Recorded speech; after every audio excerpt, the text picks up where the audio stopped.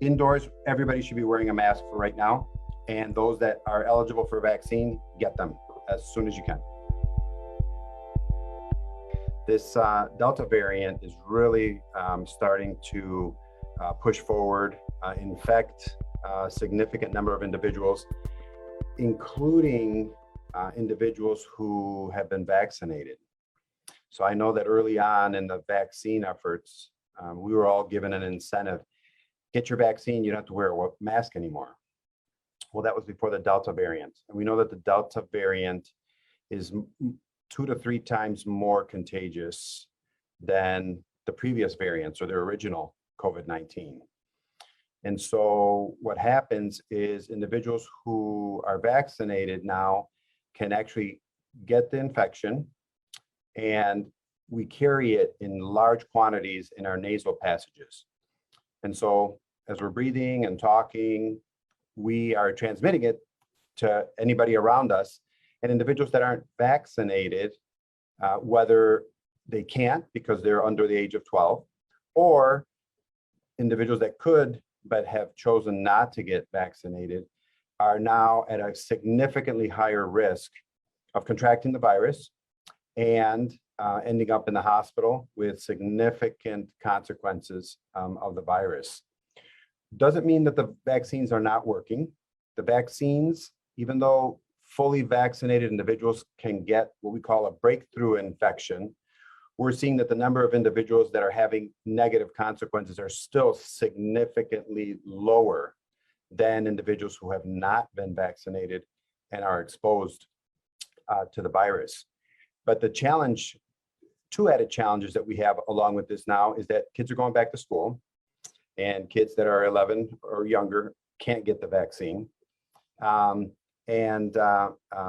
other challenge is that we're getting into the fall when it gets colder in at least in our area, and we're going to be spending more time indoors. We're going to see influenza coming as that season comes, and we're going to see a significantly larger number of individuals contracting the virus. So the challenge that we have now is continued vaccination, because the more individuals we can get vaccinated, the less the chance of spread to individuals that are going to have negative consequences of contracting the virus. There's been a challenge also with not vaccine mandates, with mask mandates in the schools and businesses, and the state hasn't come out officially to say, to mandate the masks. And I know some of the school districts are having challenges with that. Some are mandating it, and the parents aren't happy about it, and some aren't are not mandating it, and the parents are unhappy, depending on where what school district your children go to. So it's going to continue to be a challenge. The recommendation is that everybody wear a mask, whether you're vaccinated or not, when you're going to be in an enclosed area with individuals that you don't know their vaccine status or that they cannot be vaccinated because of age. And hopefully we'll have vaccines approved in the next few months for the 5 to 11-year-olds, which will help us some. But influenza is going to be an added challenge, and the fact that we're going to be spending some more time indoors and the kids going back to school. So we still have a significant way to go, even though we've made significant strides throughout this year. And at CHAS, we continue to vaccinate everybody that is willing to take the vaccine 12 years of age and older with the Pfizer and the Moderna vaccines. And we've found that having a one-on-one conversation with individuals to really address their specific concerns and questions has helped the most to get individuals over that hump to say, okay, I'm ready. And then having the vaccine on demand. So you don't have to make an appointment. We ask that you make an appointment just for staffing purposes, but you do not have to make an appointment to get a vaccine. We're vaccinating 6 days a week, Monday through Saturday. And if the center's open, you can just walk right in. You do not have to be a CHAS patient, a Henry Ford patient. You don't even have to be from the Metro Detroit area or Michigan. We vaccinated individuals who received their first dose outside of the country even that were documented, and we have the same vaccine. We gave them their second dose. So bottom line is, recommendation is to mask when you're going to be indoors. Talk with family members, colleagues, neighbors, and really push the importance of getting vaccinated for those that are not and can. And we look forward to the flu vaccine coming in the next few weeks that we're going to recommend everybody get. And hopefully we'll get the ones for the kids, the 5 to 11, the COVID-19 vaccine, to be able to vaccinate them before we get some variants that the vaccines may not work against. Right. Can you talk to us a little bit about boosters, right? We've been hearing about boosters in the news. Who needs them? When do we need them? How do we get them? Is it time now? Help us with that a bit. So regarding the COVID-19 vaccine boosters, the evidence, the data that has been gathered with the millions of individuals that have been vaccinated is that approximately 6 to 7 months after the completion of the series, we're seeing a slight decrease in the immune system response to the virus. And for those individuals that are immunosuppressed, so those are individuals that their immune system, for one reason or another, is decreased. So, for example, people who have organ transplants, they take a medication to keep their immune system a little bit in check so that their bodies don't reject the transplant. People who are have cancer and are undergoing active cancer treatment, their immune system will be decreased a little bit also.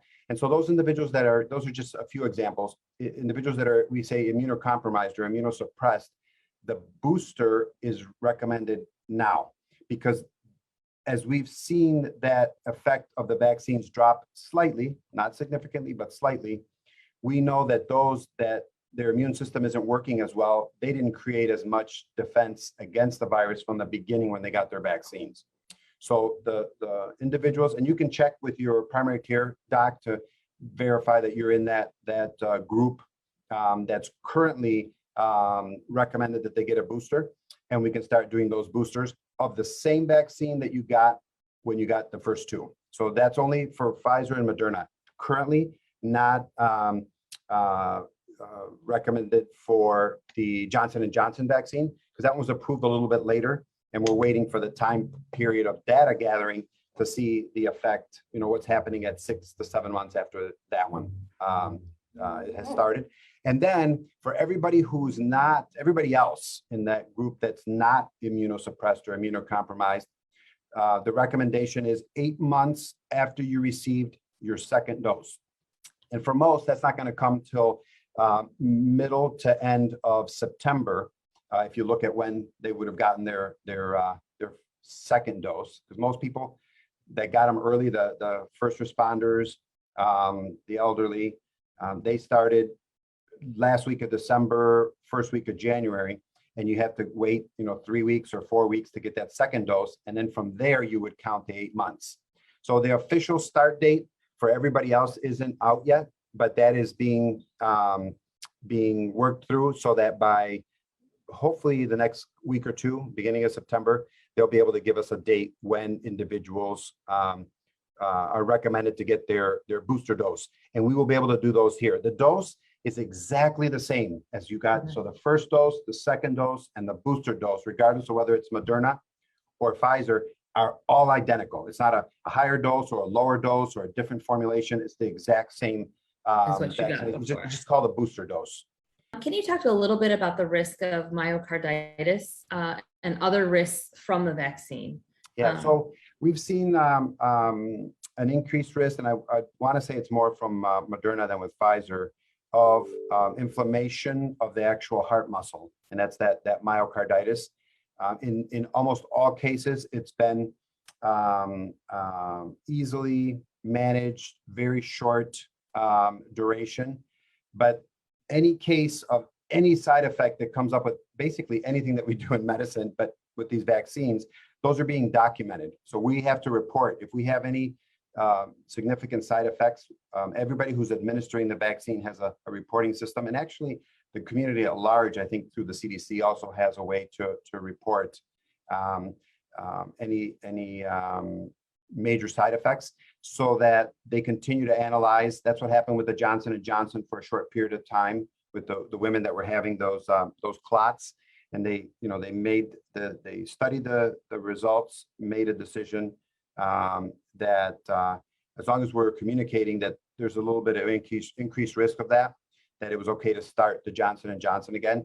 So that myocarditis is being seen mainly in the younger age groups, mainly with the Moderna vaccine, but again, is very, for the most part, short-lived and not, definitely does not outweigh saying, I'm not going to get the vaccine because I can get this inflammation of the heart that will go away, because of the significant risk of much worse outcomes if you get the COVID-19 virus, and especially the Delta variant right now, and end up hospitalized or worse.